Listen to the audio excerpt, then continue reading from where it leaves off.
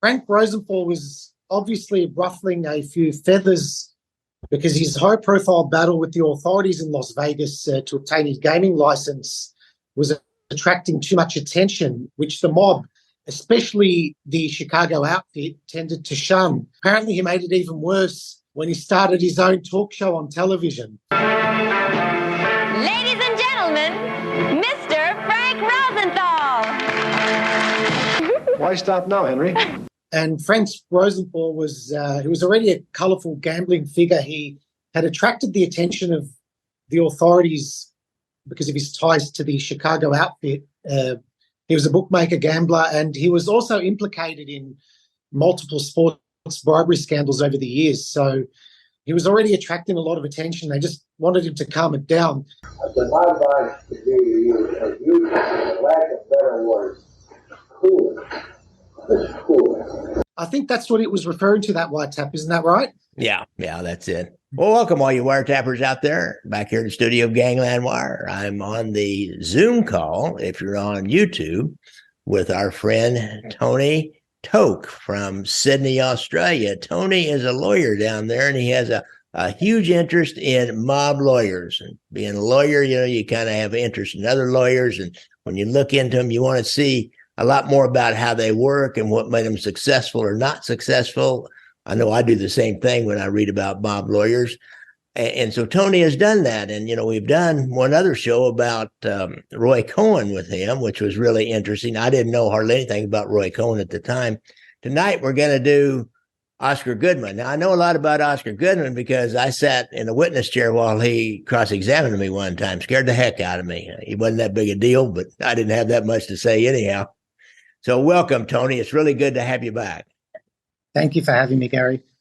So how's the weather down under? It's fall down there, isn't it? It's at the moment. It's late summer, but it's rainy and miserable today. Oh, really? Yes. Now your winters, you're in Sydney, right? Yes. And your winters, do they get very bad at all, or is it still pretty moderate? Are you closer to the equator, say, than we are here in Missouri? Nothing compared to the United States. Okay. Yeah, very mild compared to the US. I've been to the US in winter, and it's our winters are very mild compared. Okay, it's hell in the winter here, isn't it? Yes. And so you've been to Las Vegas more than once, I believe.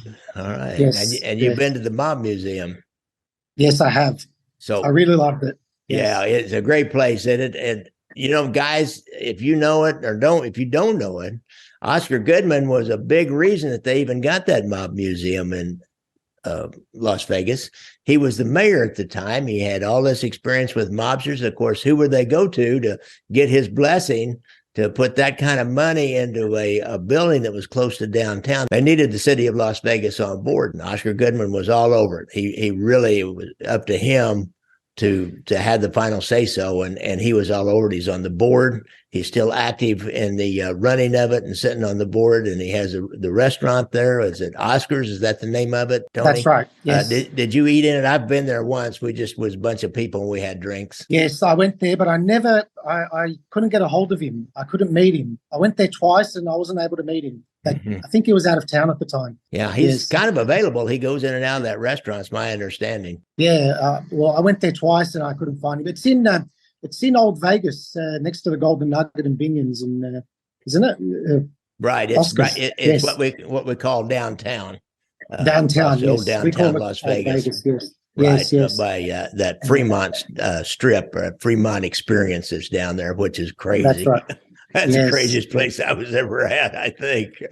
Yes. Anyhow, let's talk about Oscar Goodman and his legal career. Now, he did not grow up in Las Vegas. Where did you find he came from? He's originally from Philadelphia.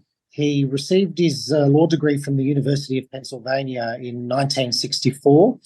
After a short stint in the Philadelphia District Attorney's Office, Oscar moved to Las Vegas in 1965, where he set up a legal practice, and he began accepting any work that came through the door, especially court-appointed criminal cases. He began to attract national attention in 1970. That year, he successfully defended 12 suspected bookmakers who'd been arrested in a nationwide raids based on wiretaps.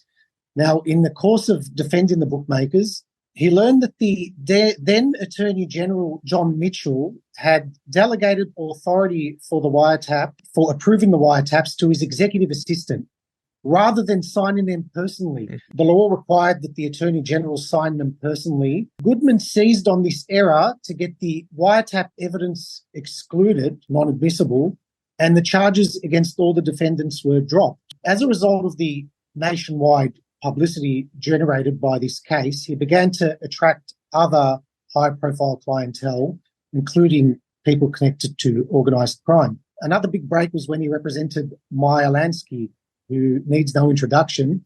He was accused of skimming millions of dollars from the Flamingo Hotel in Las Vegas in the early 1970s, and he retained Oscar Goodman to defend him. Goodman managed to get the charges against Lansky dropped on the grounds that he was too ill to be tried. In the early 1970s, Goodman was retained by a man who was destined to become his most notorious client, Tony Spilotro. He's the reputed Chicago mobster who apparently was sent to Las Vegas by the outfit to oversee its interests there, namely the skin. Now, the character Nicky Santoro in the movie Casino, brilliantly portrayed by Joe Pesci, is based on Tony Spilotro.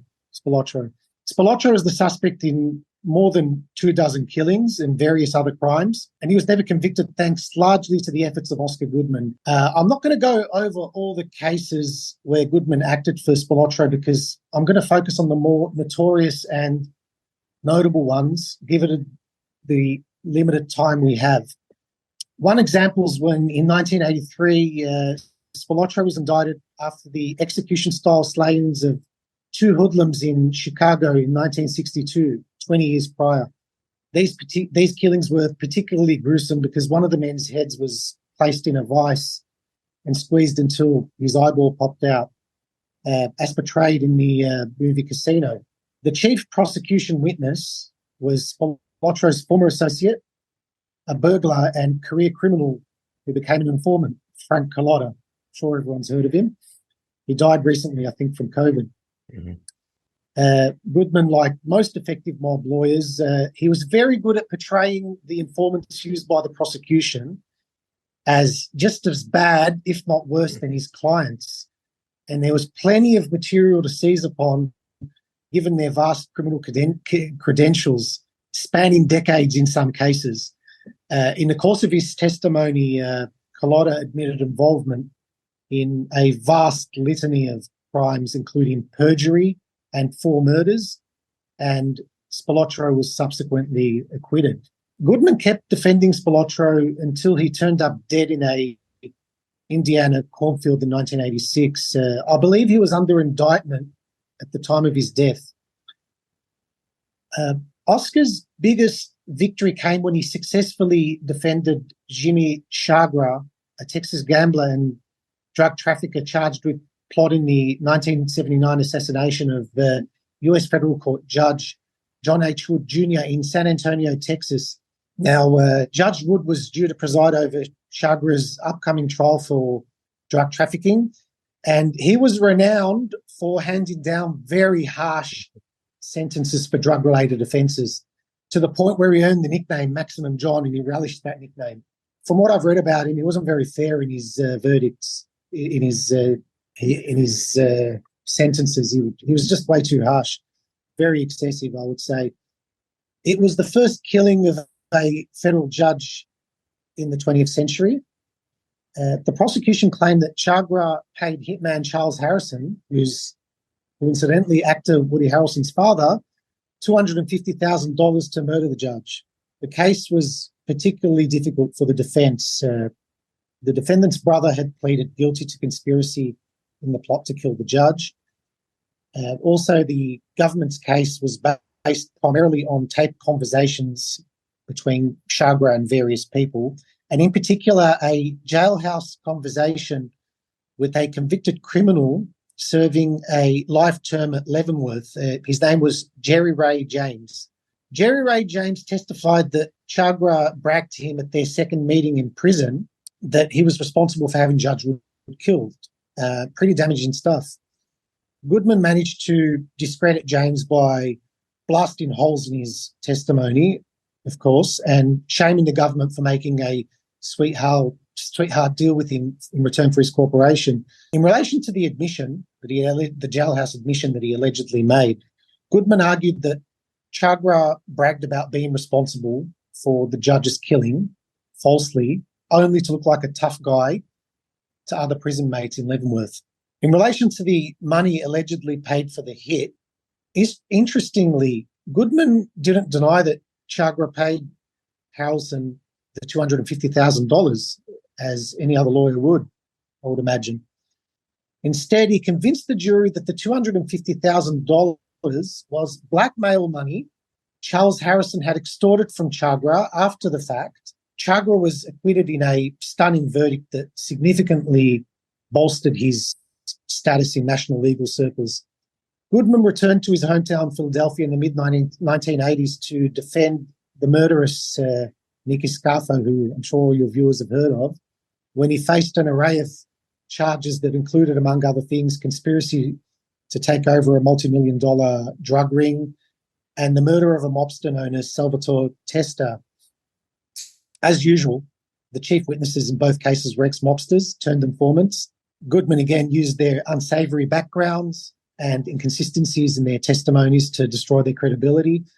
And Scarfo and his associates were acquitted on both occasions. But as you know, even if you have the best lawyers at your side, if the government keeps throwing mud up against the wall, eventually some of it's going to stick. Prosecutors kept up the pressure on Scarfo, and eventually his luck ran out. He was convicted 3 times for conspiracy, racketeering, and first-degree murder, and he spent the rest of his life in prison. This is where it gets really interesting with Oscar's career. He spent his entire career openly broadcasting his animosity towards the FBI, federal and state prosecutors, local law enforcement, and took every opportunity to tell the media that they were no better than his clients. And in turn, law enforcement as well constantly implied that he was more than a lawyer for his clients, that he was some kind of advisor or consigliere or something. And that's not unusual because mob lawyers are seen as mere accessories to their clients a lot of the time. And they get tarred with the same brush all the time.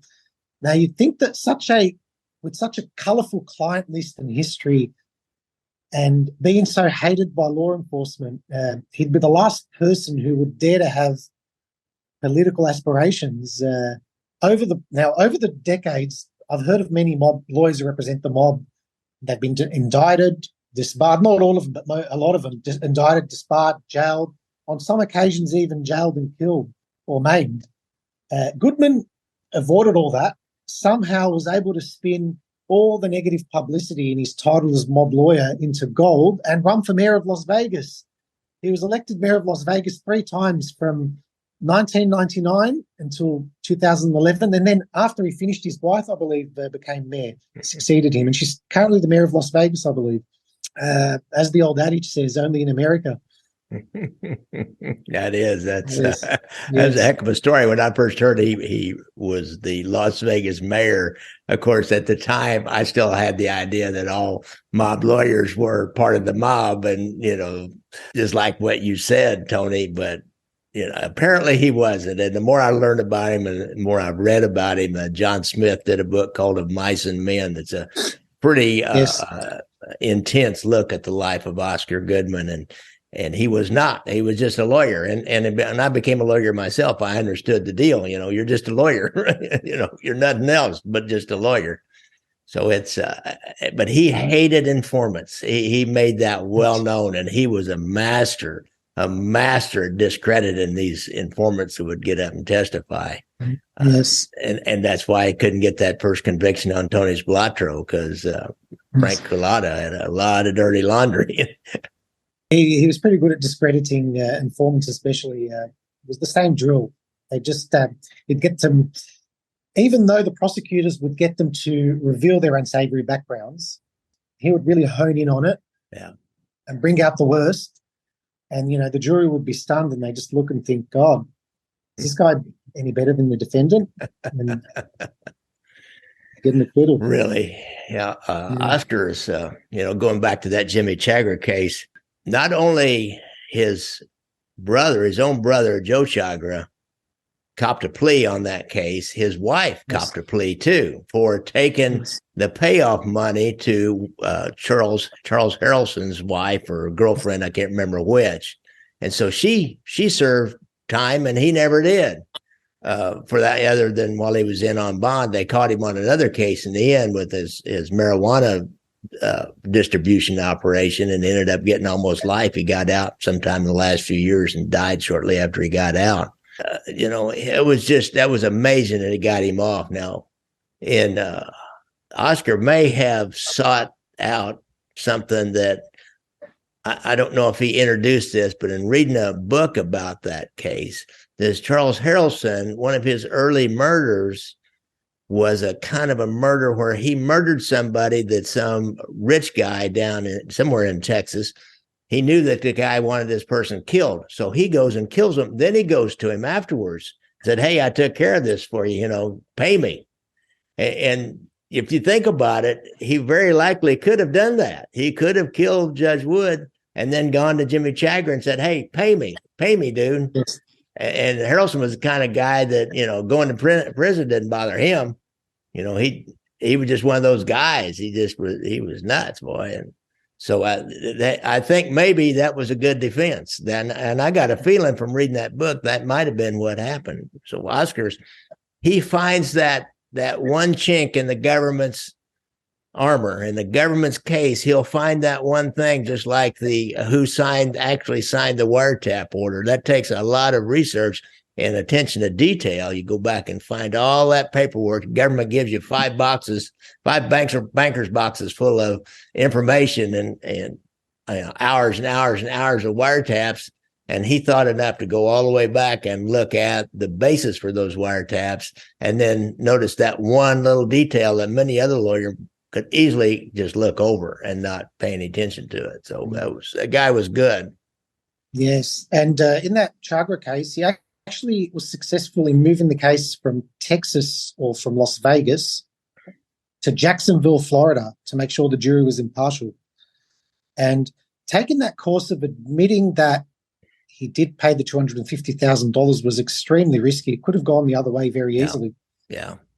But he took the risk and he succeeded. But most lawyers wouldn't dare take a risk like that because it implies guilt as soon as you hand over that money, especially $250,000. Yeah, that was like I said, he finds the weak spot in the case and goes for it, and he has a nose for that. Everybody doesn't have a nose for that. It's really interesting. I said earlier that I'd once been cross-examined by him. He during the skim trials, skimming from Las Vegas, he was already Tony Spilotro's lawyer, and Tony was charged in the skim case.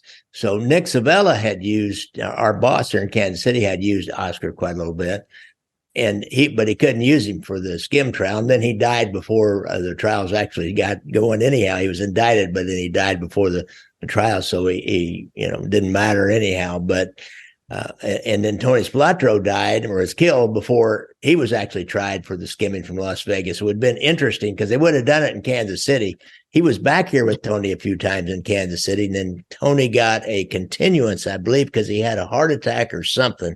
So he wasn't tried with the rest of the people on the skimming from Las Vegas trials. We had Ayupa and Jackie Cerrone and Angelo La Pietra and of course, Nick Civella and Cork Civella and Tuffy DeLuna, all of our bosses in Kansas City, and a couple more from Chicago, Joey Lombardo, were all had to stand trial for that skimming. So it was like Mob Central in our courthouse in downtown Kansas City for a while.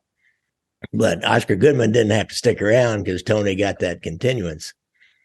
Yes. Now, when he, I think, go ahead. I think he was under indictment for that skimming trial when he died. When he got killed, Tony Spilotro. Yes, and Goodman was representing him as well.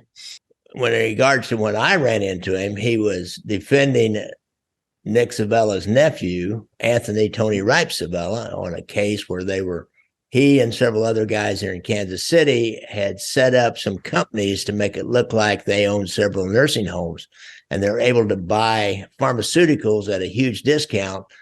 They were supposed to go to nursing homes only, and they didn't. They went into a warehouse and then Tony Ripe had a contact out in Nevada that had several pharmacies, independently owned pharmacies, and then they would sell it retail out through those pharmacies. We called it a gray market drug operation, and he was a lawyer on that for Tony Ripe Civella. And I had to testify that, and it was kind of funny, these cases, they have all these little pieces that the prosecutors put in place. And one little piece came off of a wire that Tony Ripe was going to go meet one of his Confederates, the guy who actually had the little warehouse and ran the little warehouse of just like a kind of a storefront looking thing that they would drop off these boxes and boxes of pharmaceuticals. Then somebody would package them up and then ship them out to Nevada. And Tony Ripe was supposed to meet this guy at a restaurant for some reason. They didn't know exactly why. So they called me up. They called out the unit and said, hey, can you get two guys down to the Marty's barbecue right away? Because Tony Ripe, Civella, is going to meet somebody down there. We need to know who it is. So I grabbed this other guy and we run down there and we start eating. It was a barbecue. And we started eating our barbecue, and all of a sudden there's a young kid looking guy sitting in there. And then all of a sudden Tony Ripe comes in. He sits down with this guy. It's like, what the heck? I mean, this kid just looked like, I don't know, just looked like some guy that, worked for the phone company or something. And Ripe sits down there and they chat a little bit. And, I'm watching him out of the corner of my eye. And pretty soon I can see Ripe take something out of his pocket and he gets a pen out and he writes on something. Then he tears it out and hands it to this kid like you would a check.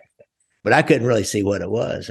They say bye and both leave, each their own way. And somebody else is outside. They pick up the tag on this kid, the license plate, they identify who he is, and then show me a picture and say, yeah, that's who it was. Well, that was, that's who they thought it was going to be. And that's what they thought they were going to see is him writing a check to this guy. And then they go to this guy's account and get the check. So they present all that as evidence. And of course, I don't know this. I'm sitting outside. They make all the witnesses stay out of the courtroom except for when you testify. Then if you're done, you can come back in. Otherwise, you got to stay out of the courtroom. And so I go in there the day before, actually, the U.S. attorney, about 4 of them, sat me down and they just grilled me and peppered me with questions and were acted like they were mad at me and aggressive, and then backed off and then got aggressive again and tried to see if I would waffle a little bit in any way. And it's such a small thing, but that's how prepared those guys were. So I go in there the next day, I walk in and there's a whole courtroom filled with Civella relatives and mob associates and everything. They're all staring daggers at me as I walk down and tell my story, of course. And then Oscar Goodman gets up and I was like, thinking, oh God, he's going to like go after me. But, he just said, well, officer, how far away were you away from Mr. Civella? And I said, well, from here to the witness chair over there to the end of the jury box. And okay, so now did you have an unobstructed view? Yes, I did. Well, now, could you see exactly what they were doing? No, I couldn't see exactly what they were doing. Well, did you know for sure that was a check? No, I didn't know what it was. And just question after question, but in a real nice, pleasant voice that was no nonsense, but no yelling or screaming or trying to browbeat me or trip me up or anything. And then, okay, no further questions. I breathed a sigh of relief and walked out. I didn't screw this one up, but it's intimidating. Trust me, it's intimidating to go in a federal courtroom like that and then know you're going to be cross-examined by one of these big-time, well-known lawyers. Yeah, definitely. And then during this time, or not during this time, but during the skim trials, Kansas City family and Chicago and Milwaukee and Cleveland were all skimming money from the Stardust Casino, where Lefty was really in charge of the skimming. The outfit had put him in charge, sent him out there to do that. And once they got their hooks in, and he set up all the people that he needed in certain places to be able to skim the money out and send it back to Chicago, and he would send it on to us in Kansas City and Milwaukee and Cleveland. Oscar was defending Lefty Rosenthal because he had a lawsuit going against the Gaming Control Board. They were trying to kick him out because they knew that he had been convicted of bribery of college basketball players. He was a mob associate out of Chicago, and everything that you needed to go into the black book and not be allowed what they call a key license in Las Vegas. And if you don't have a key license, then you can't have anything to do with any of the gaming or any of the money. Now, Lefty had been working there as a food and beverage manager, and then they changed him over to entertainment director, and that's when he started his TV show. You know, you remember the TV show, don't you, Tony? Have you ever seen those clips? We're often quick to defend the Teamsters' loans to Las Vegas, acknowledging that the $67 million to Glick looked a little fishy. Tonight, live, the all-new Frank Rosenthal Show.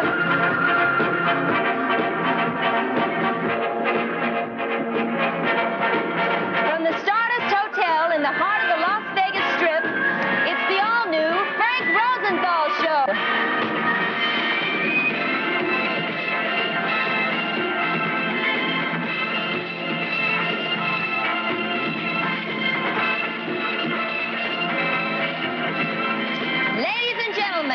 A man who is experienced as a columnist, operator of 4 casinos and 3 hotels, one boasting the longest-running, most successful entertainment spectacular in America. A professional gambler who Sports Illustrated has acclaimed as the best football handicapper in America. A man who will take you inside sports as no one else has ever done before.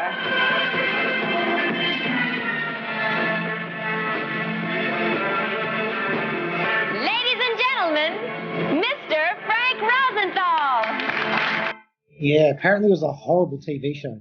Yeah. According to Oscar Goodman, it was the worst TV show in television history. I've seen segments of it on YouTube, but I haven't watched a full show, but he wasn't much of a host, apparently. But, you know, I saw him interview Frank Sinatra. Of course, you know, Frank Sinatra, Bob's got to get him to show up no matter how bad the show is. And they had Muhammad Ali on there. I saw one clip. He had, you know, a lot of people that were playing Vegas would then probably part of their contract was to go be on that show, or they encouraged them to be on that show to get a little publicity for their appearance there. And so anyhow, Lefty was running that, but they were hounding him. And they took this all the way to the Nevada Supreme Court and got the first banning overturned. But that's when he went back. I believe that's when he was like the food and beverage director. And then he went back in after that got overturned and then became an entertainment director. And then they moved on him again, of course.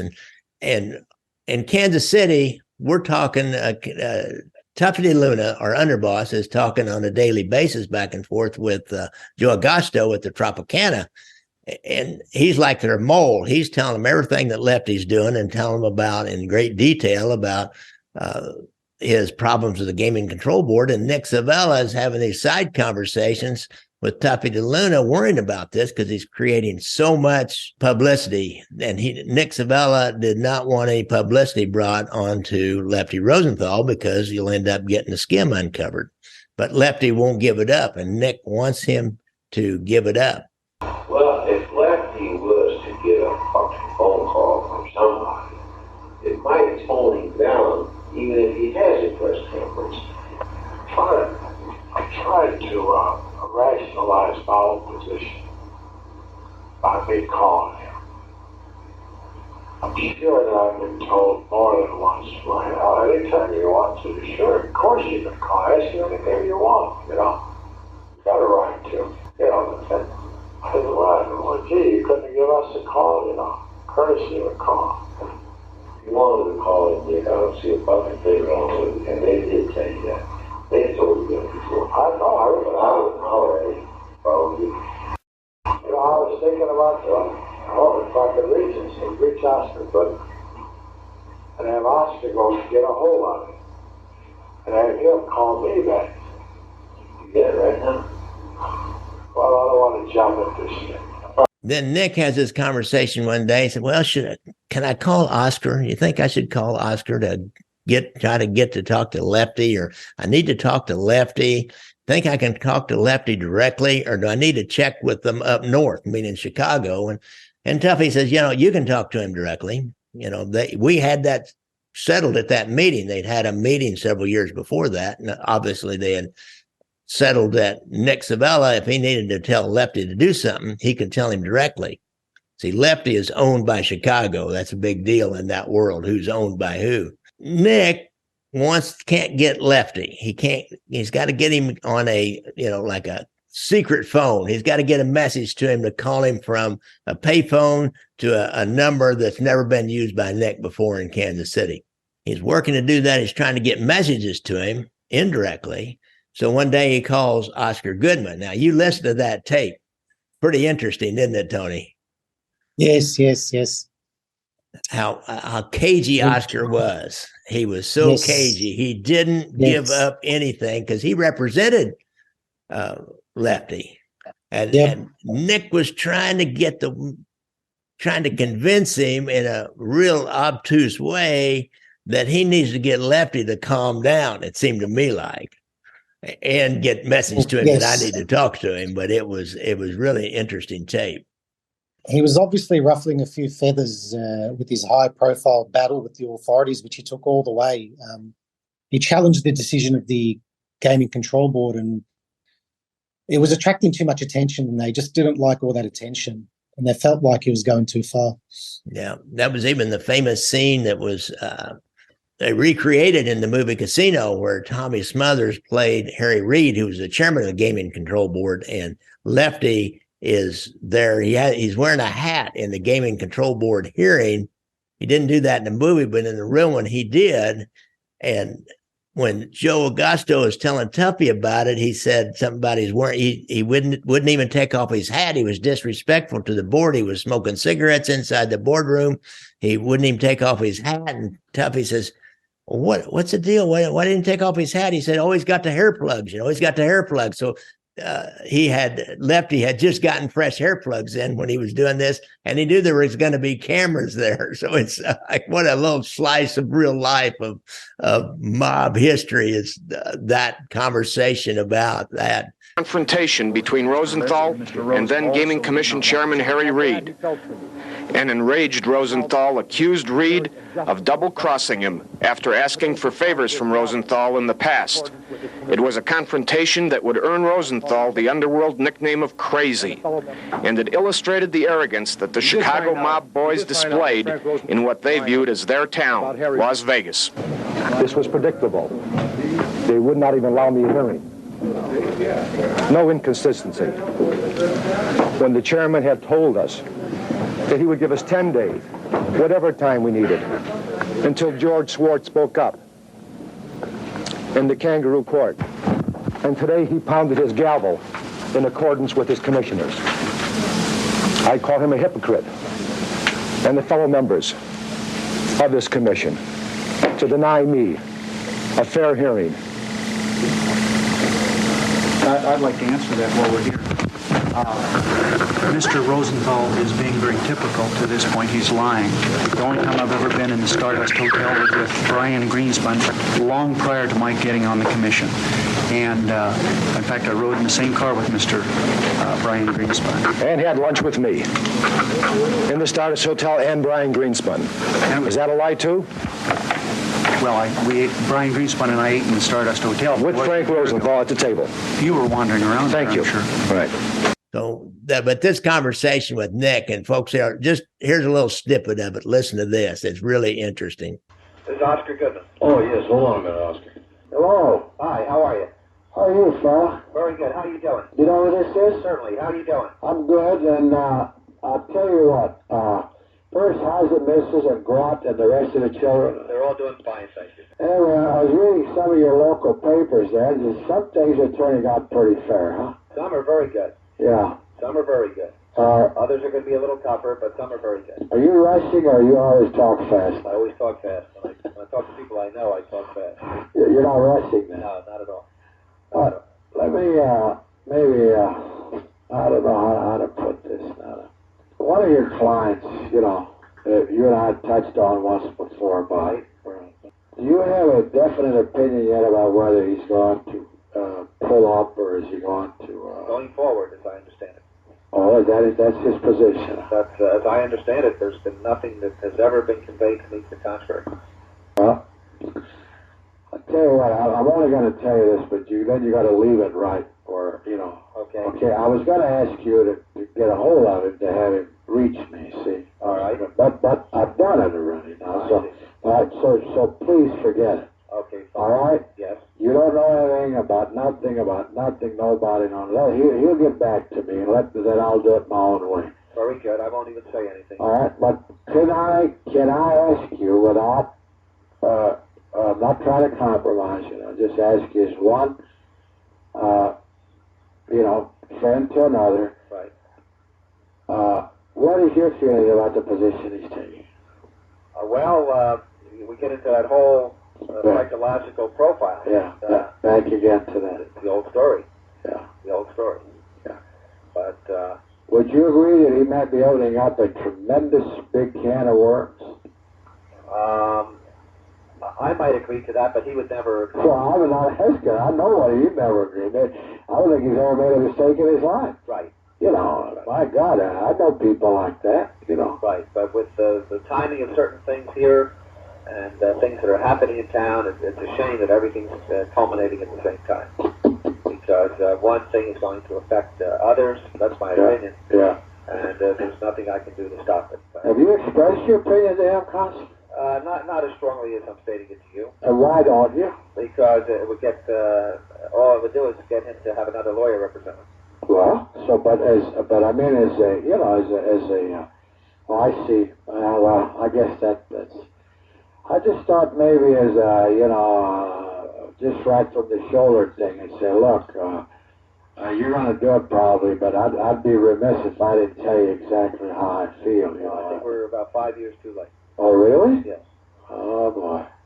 So, Tony, what do you think? Was Oscar Goodman really being cagey or what? Absolutely. He was doing his best to just kind of politely, without being rude, in the best way possible, tell Civella that he'll do his best, There's only so much I can do and whatnot. But he was placed in a very difficult position.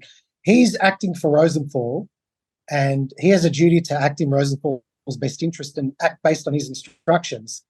For a third party to come in and tell him to calm it down, he would be breaching his duty to Rosenthal. So he was. It was a bad place to be in. Have a yes, it was a bad place boss. To be in. But he handled it very well. He did. But to have a mob boss call you up and say, "We need to calm this guy down," and the way he handled it, that was he was good. I was impressed with that. I like that last little thing that Nick threw in.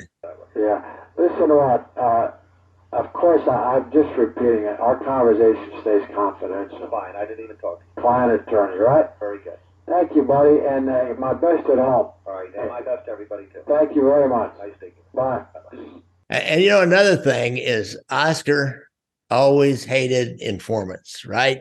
He was absolutely vocal about that. He would tell newspaper reporters, he would make statements in public about informants and always discrediting informants, especially Frank Culotta. He hated Frank Culotta. Then in the end, I know people have brought this to him now because he's still alive out there. Lefty Rosenthal was the top echelon informant for the FBI all along.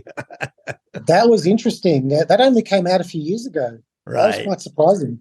Yeah, after he died. And usually the FBI won't even verify it after their informant's dead because they don't want other people who they're trying to turn to think, oh, well, as soon as I die, they'll let the cat out of the bag and then all my family will pay the price, which they would. In that world, your blood family end up paying the price with other people.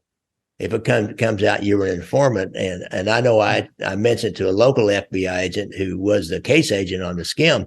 And I said, I just read in the Las Vegas Review Journal, there's a reporter named Jane Ann Morrison that said she had a FBI source that verified that Lefty Rosenthal was a top echelon informant. And he still wouldn't admit it or verify it. He just gave me this disgusted look and changed the subject. So... And he was a friend to a lot of people in Las Vegas, too. I know he had one friend who had a son that was kidnapped during those early years, and he just dropped everything. And as a matter of fact, when Nick Civella was trying to get hold of him, he couldn't get hold of him for a while because he was just sitting and dealing with this friend and representing the friend and helping him deal with the local police until they got his son back. I don't remember. I think the kid was killed as one of these kidnappings for ransom, kind of a kidnapping. So he had a lot of friends, and he was loyal to his clients. If nothing else, he was definitely loyal to his clients. He actually played himself in Casino in the hearing, the gaming control board. He played himself. He's a flamboyant character, isn't he? Yeah, that's right. And he was actually in another movie. I think it was Rush Hour. Oh, Rush Hour 2. Oh, he was in Rush Hour 2. Yes.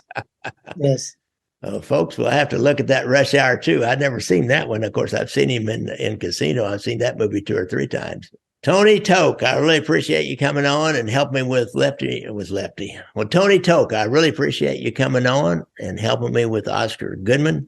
He's one of the more flamboyant and maybe in some ways, certainly west of the Mississippi, the most well-known mob lawyer in the United States. And I know his reputation reached back east and certainly up to Chicago. They all knew Oscar Goodman. Yes, indeed. Very interesting character. Like I said before, the gold standard for mob lawyers, I guess. Yeah, really. Gold standard mob lawyers. That's a good one. Yes. All right, guys, I like to ride motorcycles, so watch out for motorcycles when you're out there. Like and subscribe down below and give me a review if you want to. If you don't want to, that's okay. Give me a bad review. I just want the attention, even if it's bad attention. And if you have a problem with PTSD and you've been in the service, go to the VA website and get that hotline number. If you have a problem with drugs or alcohol, our friend Anthony Ruggiano is involved in the treatment business down in Florida. And on his website, anthonyruggiano.com, or Reformed Gangsters, I believe is his YouTube page, he has his hotline number. So if you need that kind of help, get hold of Anthony. So Tony Taouk from Down Under, I really appreciate you coming back on the show, and we look forward to doing another one. What do you want to do next time? You want to do that Frank Regano? Or I'm tossing up between Frank Regano and Robert Simone of Philadelphia. Not sure yet. All right. Well, we'll be in touch. Thanks a lot, yes, Tony. Definitely. Thank you. Definitely. Thank you. Definitely. Thank you. Definitely. Thank you. Definitely.